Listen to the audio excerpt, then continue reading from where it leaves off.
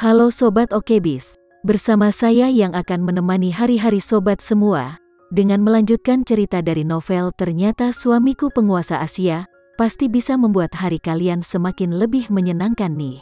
Nah, semakin gak sabarkan dengan kelanjutan ceritanya, yaudah yuk, sekarang kita langsung aja mulai ceritanya. Tiba-tiba, bibir Putri merasakan sensasi hangat, bibir Randy menyentuh bibirnya. Orang-orang di sampingnya bertepuk tangan dan berteriak. Putri seolah-olah dia tersengat listrik, mulutnya mengendur dan dia mundur selangkah, wajahnya merah seperti apel merah yang baru saja mereka makan. Saat ini, penyelenggara mengumumkan, tim biru, tim kuning, tantangan tim hijau selesai, tim merah kalah. Karena tim merah kalah, Putri dan Randy akan menerima hukuman karena basah kuyup dalam air es. Namun, yang akan dihukum adalah CEO yang dingin dan menyendiri. Tidak ada yang berani naik dan memercikkan air es padanya. Jika itu masalahnya, itu akan terlalu menyia-nyiakan kepentingan semua orang. Pada saat kritis, asisten CEO Big Another Rizal berdiri dan berkata, "Kalau begitu biarkan aku yang memberikan hukumannya." Kali ini, semua orang bertepuk tangan dan berteriak lagi. Rizal mengangkat ember sebanyak mungkin untuk menghindari Putri, dan Randy juga memakai mantelnya untuk melindungi Putri. Hasil akhirnya adalah seluruh tubuh Randy basah kuyup, dan Putri bahkan tidak terciprat oleh air es sedikit pun.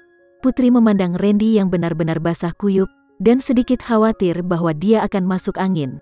Namun, dia tidak bisa menunjukkannya di depan semua orang, jadi dia hanya bisa menatapnya dengan cemas. Randy melihat kekhawatirannya, dan mengambil handuk yang dibawa anggota staf untuk menyeka rambutnya. Dia pergi ke sisi Putri dan berbisik, "Jangan khawatir, aku baik-baik saja." Dia dengan santai menyekanya beberapa kali dengan handuk dan kemudian tersenyum tipis kepada semua orang. "Kalian main, aku akan ganti pakaianku." Tindakan Rendage untuk melindungi Putri hanya dilakukan oleh seorang pria terhadap seorang wanita sebagai seorang pria. Biasanya, pria akan melindungi wanita seperti ini. Tetapi cara mereka memandang Putri sangat berbeda. Menatap Putri dan mengepalkan tinjunya di sampingnya, berharap dia bisa mencubit Putri sampai mati. Dia dengan susah payah berdandan untuk waktu yang lama. Tetapi tidak hanya dia tidak menerima pandangan sekilas dari Randy, dia malah dirampok pusat perhatiannya oleh wanita yang bernama Putri.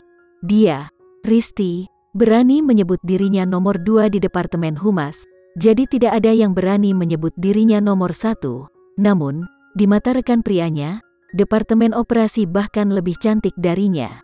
Karena itu, selama ini, Risti selalu memperlakukan Putri seolah-olah dia adalah duri di matanya, duri dalam dagingnya. Dia tidak sabar untuk mengusirnya keluar dari perusahaan. Setelah Randy pergi, Risti melompat keluar dan berkata, "Putri, melihat betapa merahnya dirimu sekarang, apakah kamu tertarik dengan bos Randy kami?" Putri dengan dingin menyapu pandangannya ke arah Risti, dan Dion datang dan berkata, "Bos Randy mengatakan kepada saya untuk mengirim email pernikahannya di dalam perusahaan karena saya tidak ingin membuat komentar jahat salah paham terhadap istrinya. Saya harap semua orang tidak akan membahas kehidupan pribadinya di belakang punggung bos Randy." Risti mengandalkan sepupunya menjadi manajer Departemen Hubungan Masyarakat. Biasanya dia merasa bahwa levelnya lebih tinggi daripada yang lain. Tetapi sekarang setelah Dion mengatakannya, dia tidak berani membantahnya. Mereka hanya bisa diam-diam menambahkan kebencian ini ke Putri. Putri sedikit khawatir padanya. Setelah memainkan beberapa game lagi, dia menemukan tempat yang tenang untuk mengirim pesan kepada Randy. "Ingatlah untuk mandi air panas, kamu tidak boleh masuk angin." Beberapa orang benar-benar tidak bisa mengubah sifat makan anjing mereka. Jika mereka tidak berhubungan dengan seorang pria setiap hari, mereka akan merasa tidak nyaman. Pada saat ini, tanpa siapapun di sekitarnya, kata-kata Risti lugas dan vulgar. Putri biasanya tidak peduli dengan Risti, tetapi dia memandang rendah dirinya dari lubuk hatinya, yang juga membuktikan bahwa dia adalah seseorang yang bisa dengan mudah diintimidasi. Putri meletakkan teleponnya kembali ke sakunya, bangkit dan berjalan ke arah Risti. Risti ketakutan oleh aura dingin yang tiba-tiba terpancar dari tubuh Putri. Dia dengan takut-takut mundur 2 langkah. Apa yang kamu coba lakukan?" Putri terus maju sampai dia memblokir jalan Risti ke sudut, mengulurkan tangan untuk mencubit dagunya, dan berkata dengan mata sinis, "Aku belum menumbuhkan gigi lagi." Tapi aku telah belajar menggigit orang seperti anjing gila. Risti mencemooh. Bahkan anjing gila sepertiku akan lebih baik daripada wanita tak tahu malu sepertimu. Lihatlah semua hal tidak tahu malu yang telah kamu lakukan di masa lalu. Seseorang sepertimu ingin merangkak ke tempat tidur Bos Randy. Putri tertawa dingin. Aku mendengar bahwa kamu dicampakkan oleh pacarmu bulan lalu, dan kamu masih menangis seperti neraka. Sekarang kamu ingin pergi ke tempat tidur CEO lagi. Kamu benar-benar tidak tahu malu. Risti berkata dengan marah, apa hubungannya denganmu sampai aku dicampakkan? Putri tertawa, lalu menurutmu wanita seperti apa aku ada hubungannya denganmu? Risti, kamu bukanlah satu-satunya yang tahu bagaimana menggunakan serangan pribadi. Jangan gunakan sesuatu yang rusak dari beberapa ratus tahun yang lalu sebagai senjata. Kamu tidak akan pernah bisa memamerkan bekas luka orang lain meskipun itu jelek. Risti dengan sombong berkata, kamu masih punya keberanian untuk mengungkit hal itu. Apakah kamu percaya bahwa aku tidak akan mengungkapkan semuanya dan membiarkan semua orang di perusahaan melihat siapa kamu sebenarnya? Dia milikku. Suara dingin keluar, menyebabkan Putri dan Risti gemetar. Putri tidak pernah berharap bahwa Randy akan muncul di sini, dan hatinya berdebar sedikit. Jika Randy melihatnya seperti ini, bagaimana dia melihatnya? Risti sangat takut sampai wajahnya menjadi pucat.